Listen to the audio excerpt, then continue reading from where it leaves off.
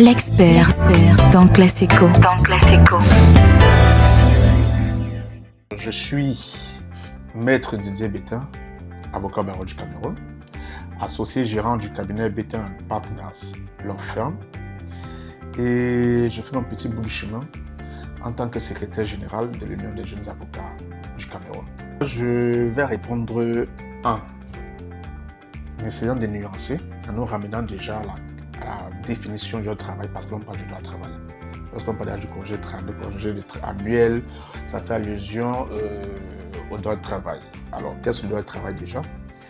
Le droit du travail, par définition, c'est cette branche du droit qui recouvre l'ensemble des règles juridiques ayant pour objet les relations de travail entre employeurs et salariés.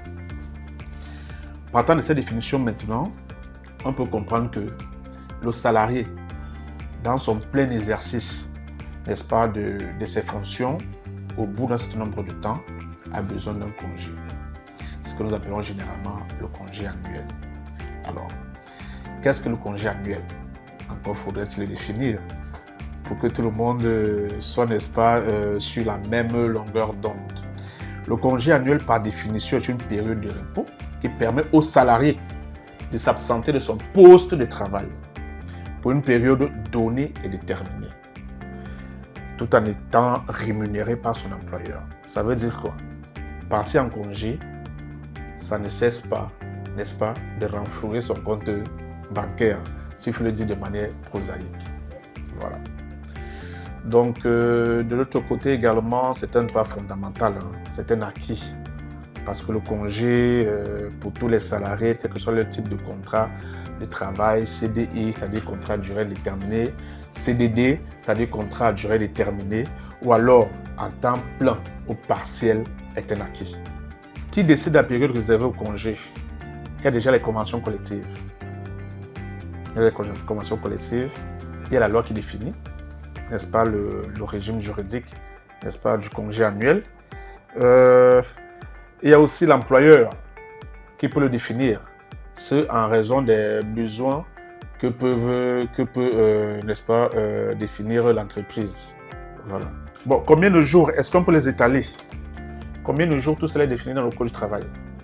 Et ça peut aussi se convenir avec l'employeur. Mais nous savons généralement que c'est 2.5, c'est 1.5. En tout cas, les conventions collectives et les textes qui régissent, n'est-ce pas, le temps mis, le nombre de jours de congé qu'un employé ou bien qu'un salarié doit observer. Tout ça doit être signifié par écrit. C'est l'employeur, voilà, le salarié qui demande auprès de son employeur, n'est-ce pas, son congé, plus son droit. Il lui dit, bon voilà, par lettre écrite, j'aimerais prendre mon congé qui se définit en tel nombre d'années, de mois, autant de jours, pardon, partant du mois X au mois Y. Alors, après réception de son courrier, l'employeur peut répondre favorablement, n'est-ce pas, à sa demande. C'est un droit fondamental. Il peut répondre favorablement à sa demande. Comme ne pas répondre aussi favorablement, pourquoi? Parce que l'entreprise peut avoir des besoins et que le salarié ait un poste clé dans l'entreprise. À ce moment, l'employeur doit motiver, n'est-ce pas, le refus de lui accorder ce congé. Non. Non. Absolument non. Puisque vous êtes en congé, on sous-entend que vous avez quelqu'un durant cette période qui vous remplace, qui peut effectuer en vos lieux et places, n'est-ce pas, la tâche, n'est-ce pas, qui vous a été assignée au sein de l'entreprise. Maintenant, en cas de force majeure,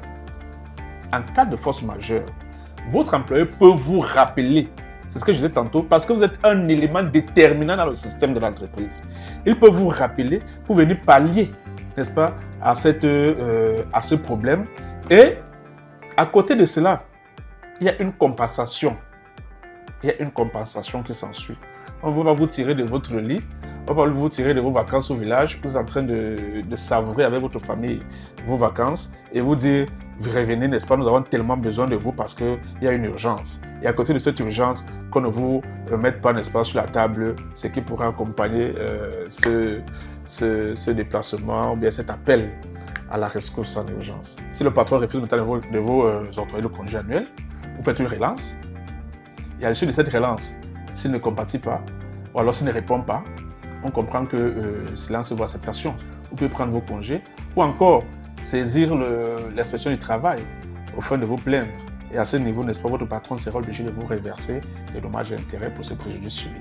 Les permissions ne peuvent pas être décomptées des jours de congé. Pourquoi? Parce que les permissions accordées par le chef d'entreprise, lorsqu'elles sont de droit, lorsque vous avez sollicité ces permissions, par exemple pour les jours de deuil, si vous avez deuil, vous avez par exemple, j'essaie un peu d'être prosaïque pour que l'homme de la rue ou alors le profane puisse comprendre. Vous pouvez avoir des deuils, vous pouvez avoir d'autres sollicitations familiales, des cas de maladie du conjoint, de l'enfant, et qu'une permission soit sollicitée au niveau de l'employeur pour assister soit votre conjoint, pour assister soit votre belle famille, ou alors votre mari qui a deuil, ou alors vous soigner par exemple. Vous prenez une permission pour vous soigner, n'est-ce pas?